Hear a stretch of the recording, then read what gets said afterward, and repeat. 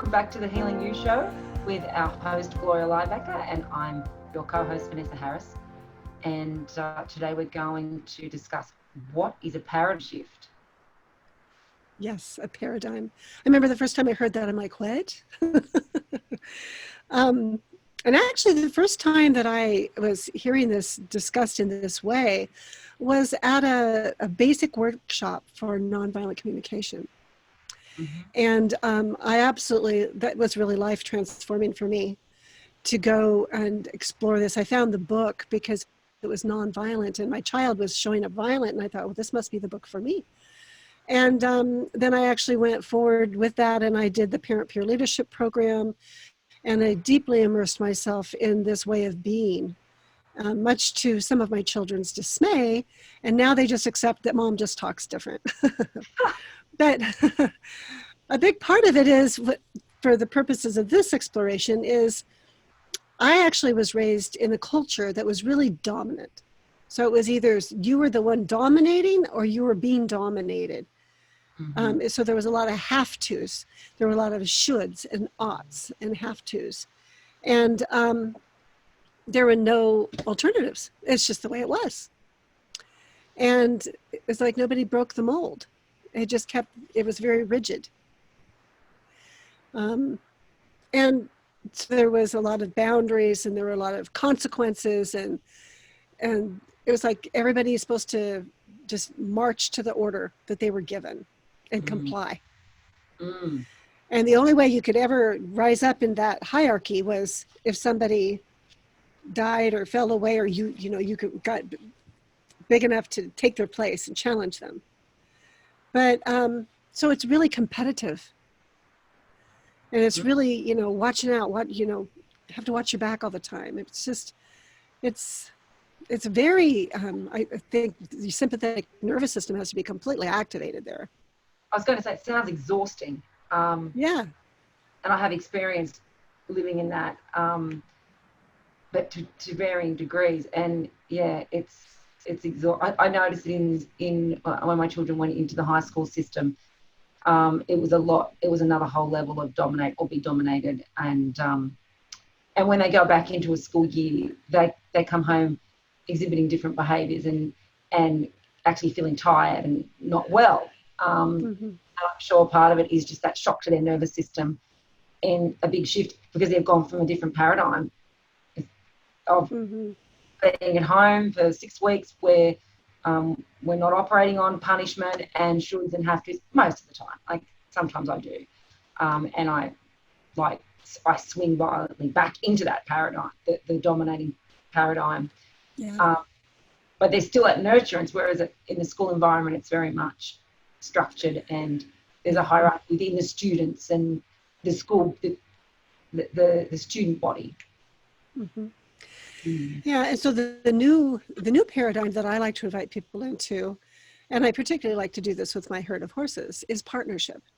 Because when you can step in and start to develop partnership with a horse, it can really set a human up for success because they're going to step in a whole different field, so to speak.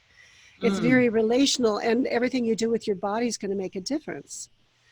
But in families, where I've worked with a lot of different families, the key is that they are going to really be, there's a lot of mutuality. So if a parent wants respect, then how are they offering respect? Because I'm only going to receive back what I'm actually giving. And if I'm just giving a bunch of orders, then I'm going to get a bunch of resistance back, most likely. So, and also phrasing what I want with honest expression and curiosity, because I want to be modeling and actually embodying and living these skill sets that I want my children or my clients or my students to be able to have that model they can carry in them to support them as they step out in their world. And so in order to do that, I first need to have a heart connection.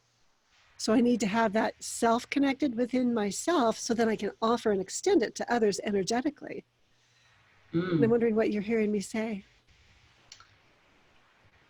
I'm hearing you say that partnership is another paradigm that can be moved into to replace the old dominate or be dominated paradigm. And what really stood out to me was when you were saying if I'm giving a lot of orders, I'm going to get a lot of resistance. So often when we're seeing that resistance, the tendency is to just keep giving more orders or get more controlling. And then the children will often become more resistant. And then stopping and actually choosing relationship and connection and partnership. The other thing that I heard you say, which I thought was really fascinating, was how you use the horses to actually allow people to experience, maybe for the first time, that relationship and that partnership. And it's just occurring to me, I can't imagine many people being foolish enough to try and dominate a horse. Well, actually, they may try, but they're going to have a learned experience through that. Because most horses, are, even if my ninnies, they're much stronger than most humans, right? And it's not a place that's really going to be productive. And yet, what I do is I actually partner with my horses, and they have consent whether they're going to actually engage with the human or not. I don't have a domination relationship with my horses either. So they don't have to work with a human. They get to have choice, and they communicate with me their willingness. And then I'm grateful when they are. But then coming back to the working with humans, to explore, what does it look like to have internalized authentic limits versus I want to make you do something? What is the difference there? And actually to set that up, it's a beautiful exploration in a round pen with a horse or in an arena. It's like, well, how can I invite movement? How can I be relational with that? Or how can I make that happen? And so it starts to expose what our true intention is in the relationship. Am I actually in the relationship, or am I stuck in my strategy and I just want you to do it my way? I like that, stuck in my strategy. So my strategy is trying to make you do something. And instead of thinking about authentic limits, I think people often talk about boundaries. But when I boundaries, and I'm not saying that's bad, but boundaries can be really like walls as well, and very black and white and rigid. And I do hear myself saying things to my children when I'm stretched thin. That's not acceptable. I think I was actually having that conversation this morning because one of my boundary fences was left open and my escaping dog ran out onto the street twice. And so I was having a conversation saying, you didn't close the side gate. You should have closed it when you came in. I was using the should word. I didn't express my worry, my concern, my frustration, or the limits. And then I said, right, I'm going to put a lock on that gate. No one's using it. So there's the strategy, I'm putting up a very strong boundary. And what that does, though, is it actually puts a division between the relationship between you and your child, or whoever it is. When we make those kinds of pronouncements, it's an either or, and it actually puts a barrier up in the relationship. And so when we can have internal authentic limits, we can, as you were saying, we could drop into our heart. We're like, oh my gosh, I'm just so stunned and sad and shocked and scared. The dog got out of the gate. Do you have any idea how it got left open? And we invite collaborative exploration and discovery. And we invite, well, how do you imagine we might have this not happen again so the dog's safe? Because I would be so sad if the dog got hit by a car. Hey, what are we going to do? And we opened it up to a brainstorming session, and the needs are all laid out on the table, and we listen to everybody's ideas. And from that, we end up with an abundant strategy that's actually going to address all of the needs. And we're heart connected because we chose the relationships rather than making someone wrong. But when we flip our lid, we forget. We lose access to our creativity. And so we need to have a solid pathway to self-connection when we get triggered to come right back so we can invite heart connection. We need to cultivate it within ourselves first. I'm wondering what you heard that time.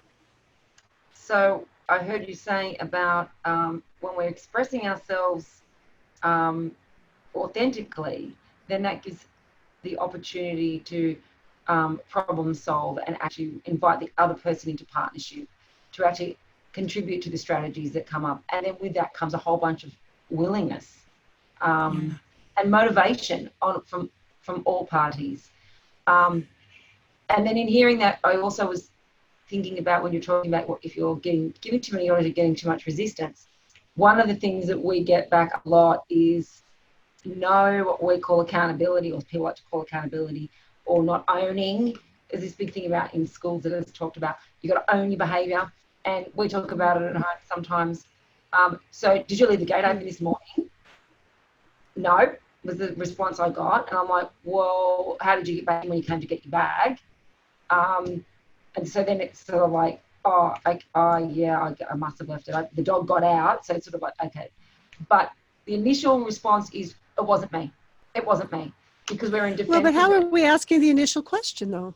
That's right. It was because it wasn't a genuine curiosity. It wasn't a expressing. Well, it wasn't relational. It was asking a point-blank question, yes or no. And if I say that I did it, I'm in trouble, and so I'm not going to admit to that, because it's not safe to admit to that, because I'll be made wrong.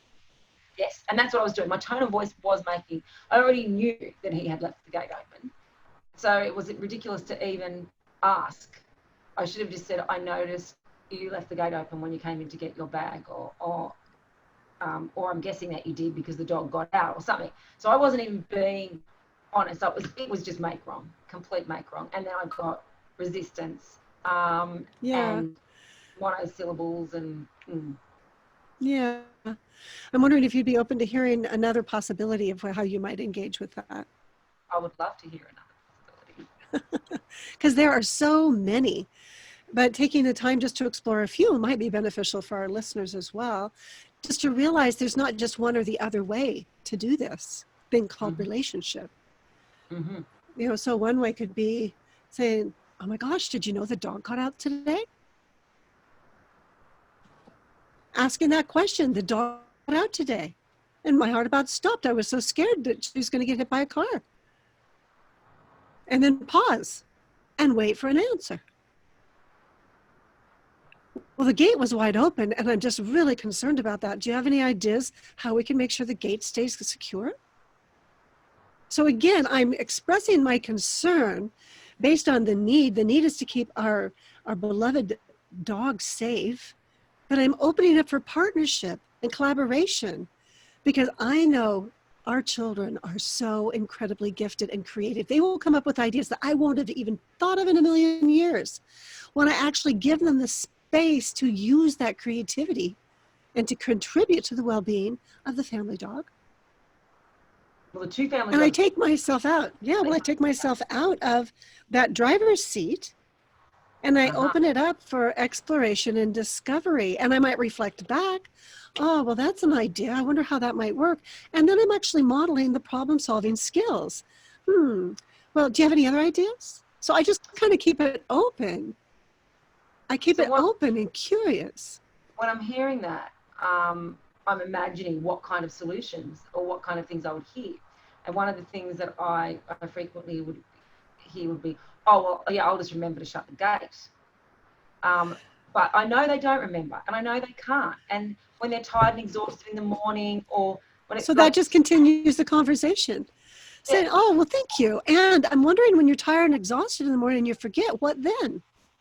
Yes, because it's not deliberately. Well, so I want to actually explore that with them in the moment that they're having a microsecond of a good mood, okay? I want to have that in a conversation when they're not feeling threatened or that I'm going to make them wrong, but I'm genuinely wanting to be able to have something that works for everybody, including my child. If I know this is a problem, then there's an opportunity for a discussion that is partnership.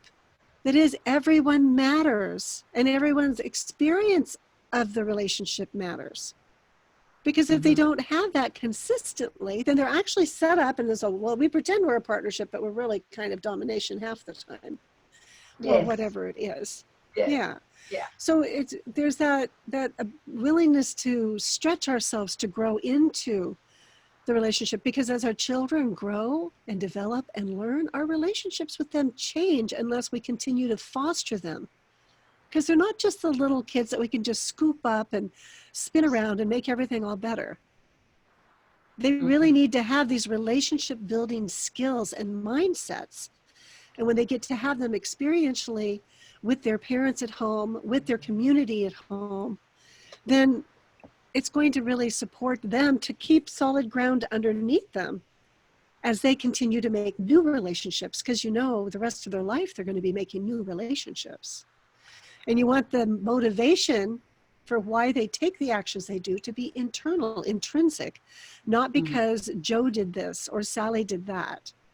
You want it to be because they really have that solid ground, that truth within them. What are you hearing there?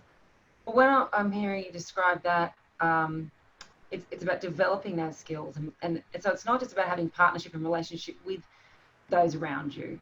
It's also modeling that for them so that they learn that skill and take that away. And what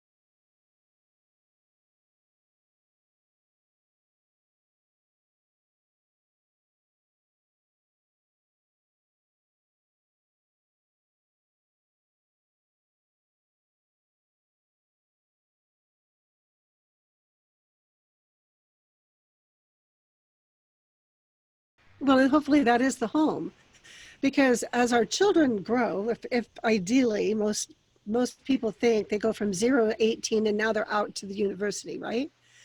Well, then over this whole period of time, how much choice do you want them to be able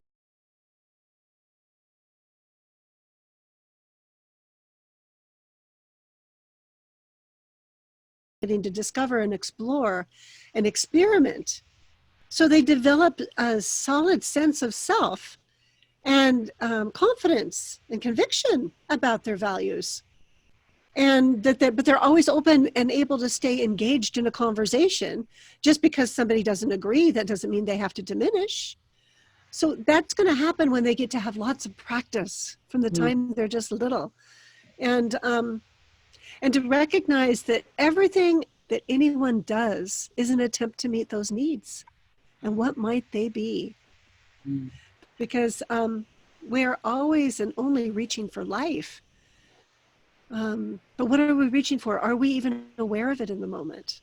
And can we use that curiosity to make a guess about what?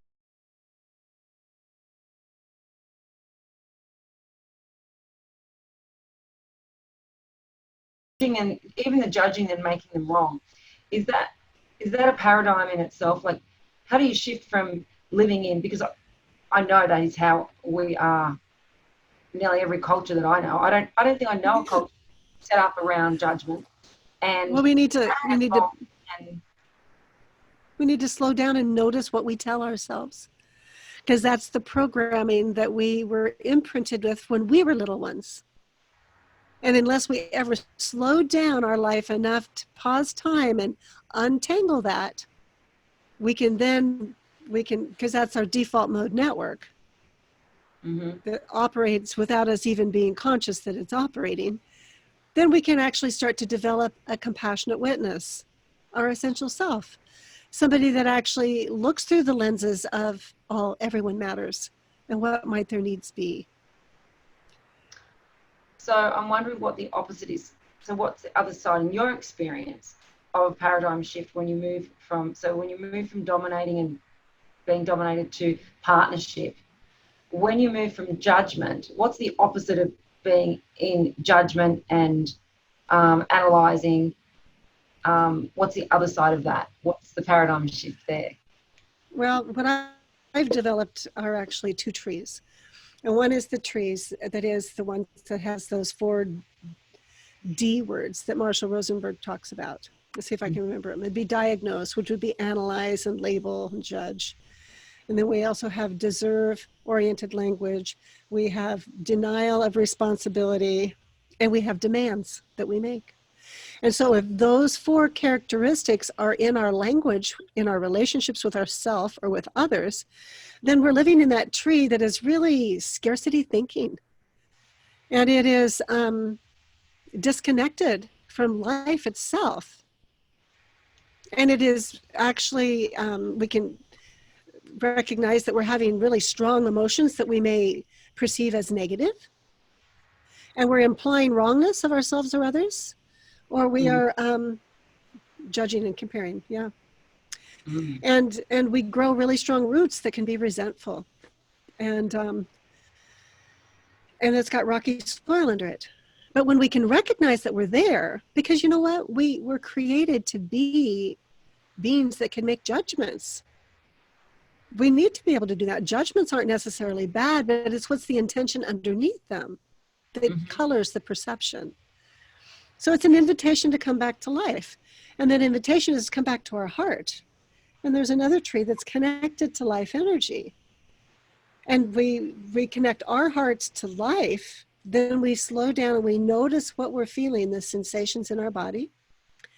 And that can include not just that, but what emotion might that be, and what might I be telling myself?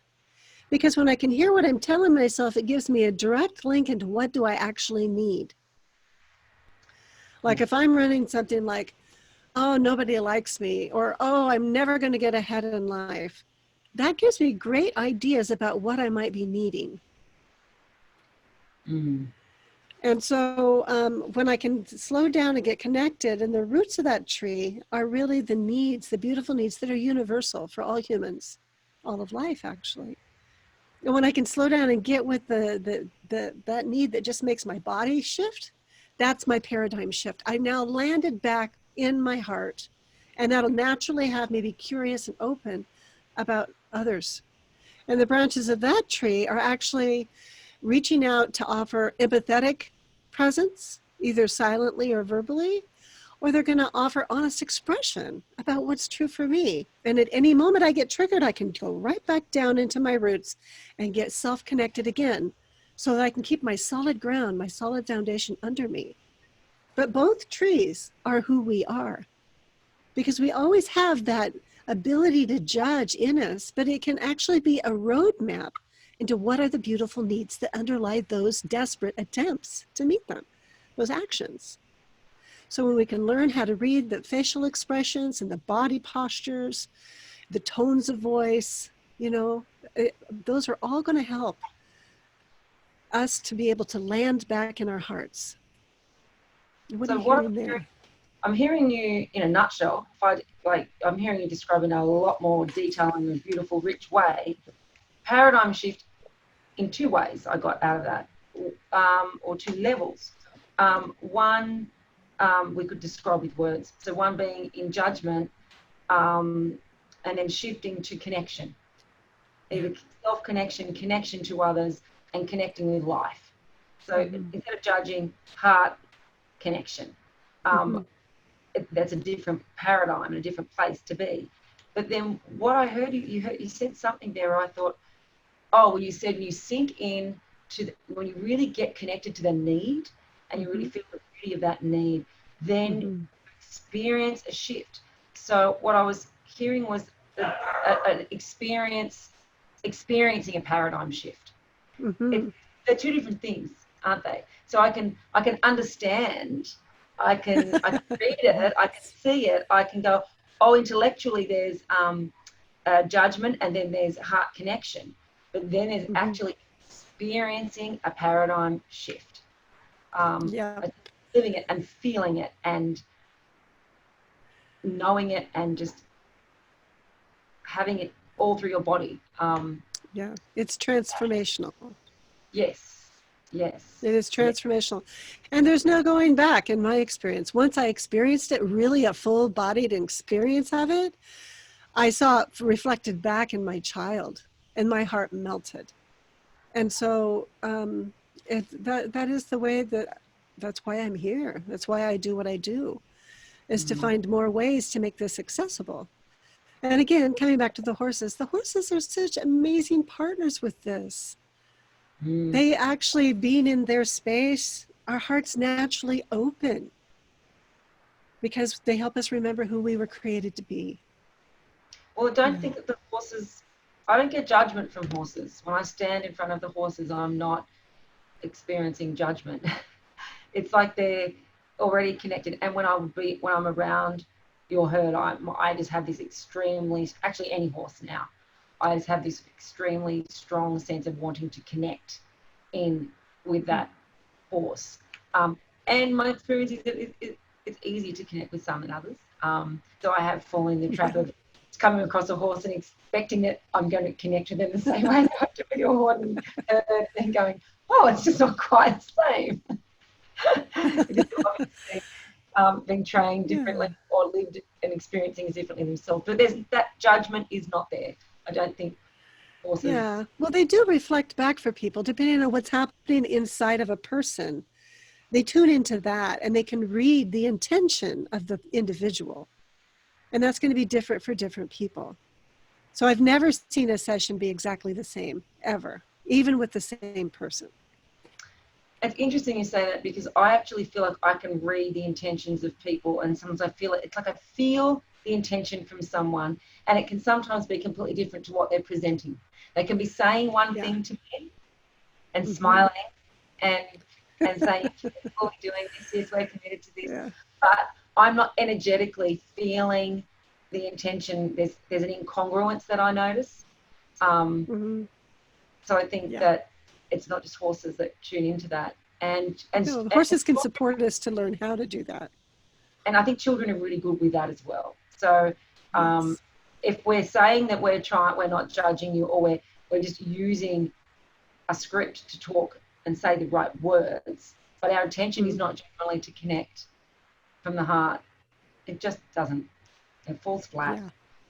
Yeah. It's not authentic. The authenticity that's what makes it congruent. Yes. Yeah. So if our viewers would like to learn more about the trees or explore this type of communication, I'd like to invite them to explore my free course that's on my website at healingyoursanctuary.com. And it'll walk you through how you make these steps into this new paradigm. And on the last page is an application. And if you fill that out and send it in, then I can have a conversation with you. Yeah. And I'd just like to check in about that. Do you think there's an opportunity within that free course for people to actually experience a paradigm shift, or just learn about what's possible? Well, that will depend upon the individual and how much they resonate with what they're hearing, because there's 5 videos that walk them through with some visuals. So it depends a lot upon how each person will take in new energy and information flow. But I would invite people as they go through this course to notice what it's like inside. And I'd love to hear from them if they make any notices that they'd like to share. That's a great idea. Thank you for sharing that. It's a great resource. And hopefully some people will actually access that resource, as we talked about last week. Accessing resources is a big part of actually making a difference. Thank you. Yes. And we'll talk again soon next week or the week after. All right. I look forward to it, Vanessa. Thank you. Bye.